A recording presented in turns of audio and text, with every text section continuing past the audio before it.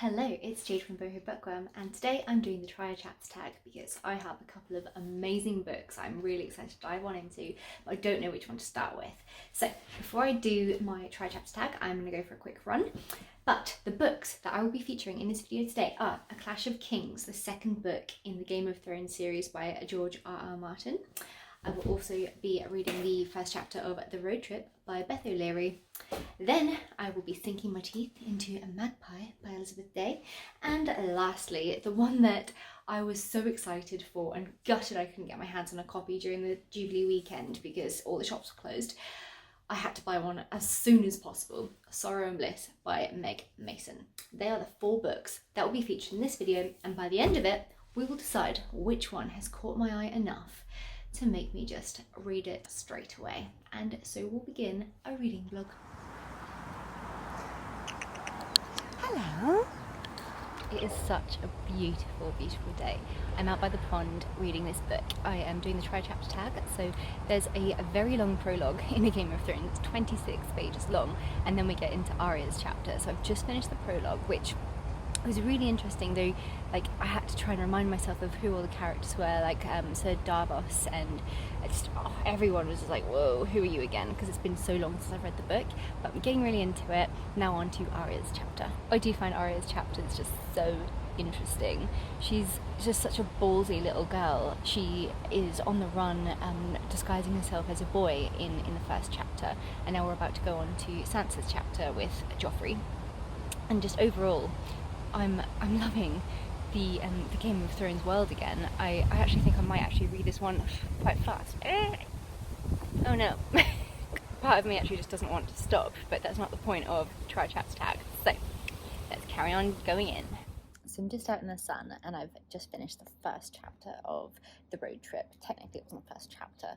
I've realised that most books, the first chapter is about 12 pages long. So this kind of follows all the different characters and their different points of views. So I just totaled it up to 12 pages.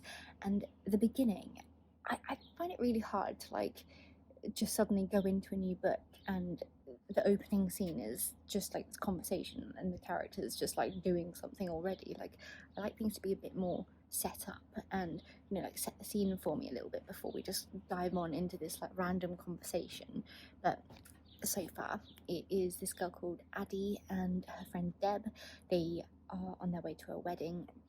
They've got some passenger with them called Rodney, and then a lorry in front of them slams on the brakes for this fox. Then the car behind them basically just doesn't notice and smashes right into the back of them.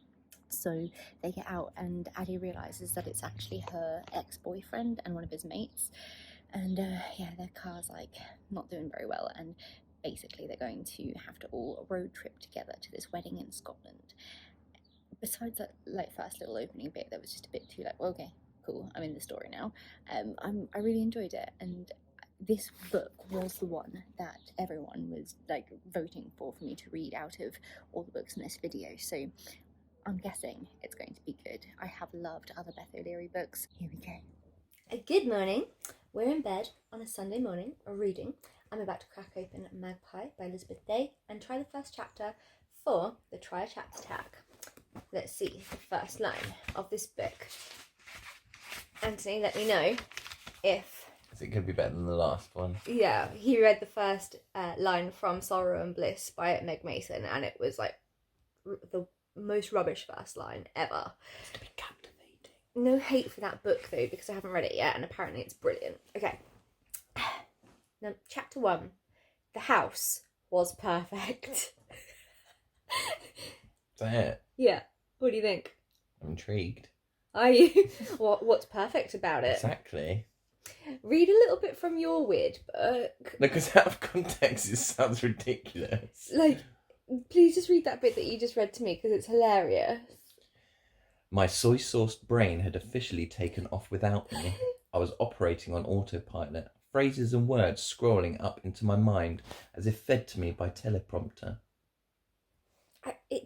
I feel like whoever wrote it, what's his name, David Wong, was... Yeah, but it's out of context. It's all a bit like crazy and like mind-bending and stuff. I think he was on drugs when he wrote this book. It's called John Dies at the End, and every time he reads something to me, I'm like, I didn't think it could get more bizarre, but it is.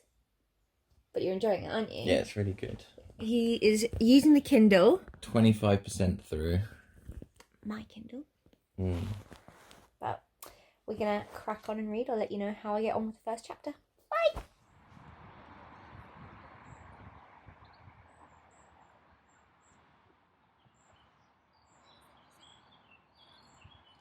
Hello everyone, so I have just finished the first chapter of Magpie, and it opens up with the girl Marissa, and she's busy house hunting for her and her partner, and this magpie kind of swoops in through the open window, which freaks them all out. So I guess that's where the title of the book comes from. I don't really know the symbolism or the significance of that, but it also details a lot of like her childhood, and she obviously didn't have the best life. And her now boyfriend is kind of like a safe haven, although he seems a bit weird. And there's a bit in the book where her, and I think her friend's name's Jazz, they are like chatting about getting older and dating and stuff, and she ends up going on internet dating and finding this guy, and basically they are an absolutely amazing couple together. Very different, like they're not full of affection and stuff like that, but you know, it works for them. So they're happy, they're looking for a house together, and they're going to start trying for a baby. That is all I know about the book so far. I'm really like leaning towards this one purely for the fact that I just do love a thriller. But I don't know which one I'm going to choose. In another way, I'm really tempted by a Game of Thrones, just to like smash out another book in that series so that I can carry on watching the show. But before I do that, I'm going to get started with Sorrow and Bliss.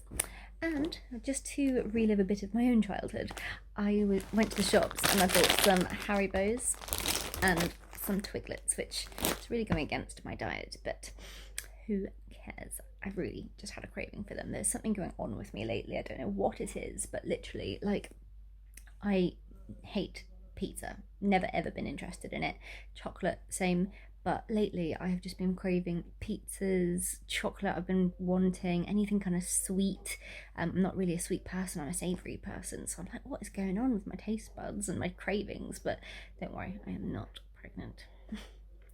Anyway, let me crack on with Sorrow and Bliss, and I'll talk to you all soon. Oof, okay, I just finished the first chapter of Sorrow and Bliss, and wow, I think this is going to be quite a heavy book from the get-go. It had a bit of an odd kind of style to it. Like 1 second we're following Martha and her husband, and they're coming home from a party, and then next thing there's like some little asterisks, and this completely random little bit is just chucked in there, followed by another asterisk, and it was about like some gif with the royals and stuff.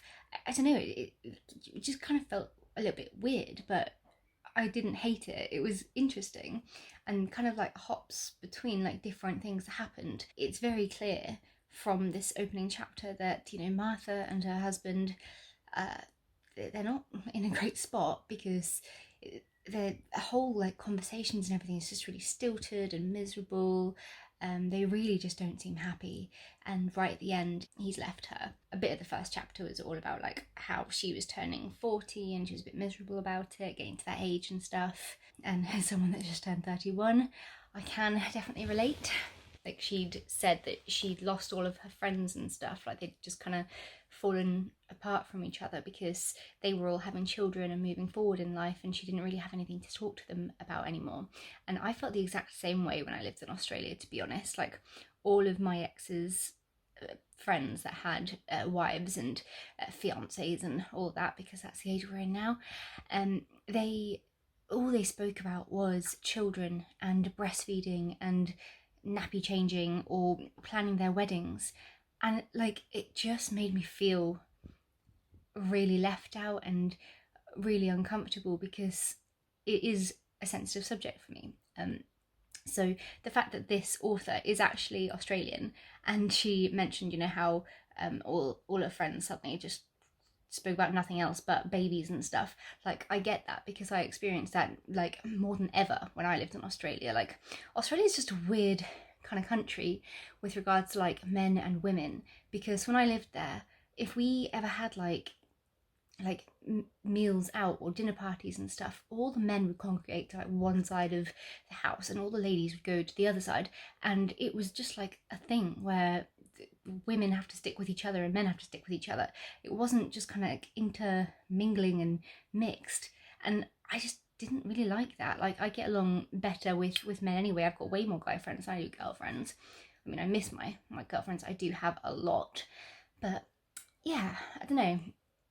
I've heard so many wonderful things about this book, how funny it is and how beautiful it is. I didn't really pick up that much humour in it just yet. It just seemed very sad. So going on to the next chapter, when, you know, her husband's now left her, and what is she going to do? I think it's going to be quite a hard-hitting book, so I don't know if that's what I'm going to be picking up straight away, because I have been in a bit of a bad headspace lately with a couple of personal things, and I just feel like I need something really positive, uplifting and fun just to like kind of help me through this little difficult patch that I seem to be experiencing. Like, my anxiety and stuff is just through the roof right now. I never like really thought that I had that much anxiety, but I've noticed that due to a couple of things, like it is something that's been really massively triggered lately, and I need to fix that. So I think the contenders are A Game of Thrones by George R.R. Martin, A Clash of Kings, because it's such an immersive storyline. There's so many different characters. I don't know the ending of A Game of Thrones yet, so that's really exciting to me to like carry on with the series so I can watch the show and find out what happened. I've been desperately trying to avoid spoilers, and it's just such an easy book to kind of lose yourself in. Like right now, I have kind of continued it already. I'm on page 60 something, and I think we're on Tyrion's chapters now, then going on to Bran, I think it's Bran, but I'm really enjoying it. But yeah, I definitely think that's the one I'm going to be picking up out of this try chapter tag. The other one that really appealed to me out of these four, I mean they all appealed to me obviously, but the other one was definitely The Road Trip by Beth O'Leary, because it's more of like that rom-com-y kind of style that I think that I'm really craving lately, just for that positivity and kind of feel-good read. Magpie, I feel, will be quite a lot of fun, but also quite difficult for me, because my paranoia and stress about you know, struggling for children at 31 and stuff, it is at like an all-time high right now, you know, like I've got this time pressure on me and I'm scared. So I feel like maybe right now Magpie shouldn't be something I read straight away, but I will as soon as I kind of just feel a little bit better and take this pressure off for myself and let things happen. But it's easier said than done. I just want things to like just finally work out and just be easy for once, have my happily ever after. And yeah, it just seems like as soon as one thing goes really well, another thing comes and kind of mucks everything up or makes everything another big challenge. I can never just sit down, relax and be like, ah. And I know that's life, but sometimes I just need a break, and I just need something to just go my way just for once. But anyway, that said, let me dive back into A Game of Thrones, and I'll talk to you soon in the next video. Bye!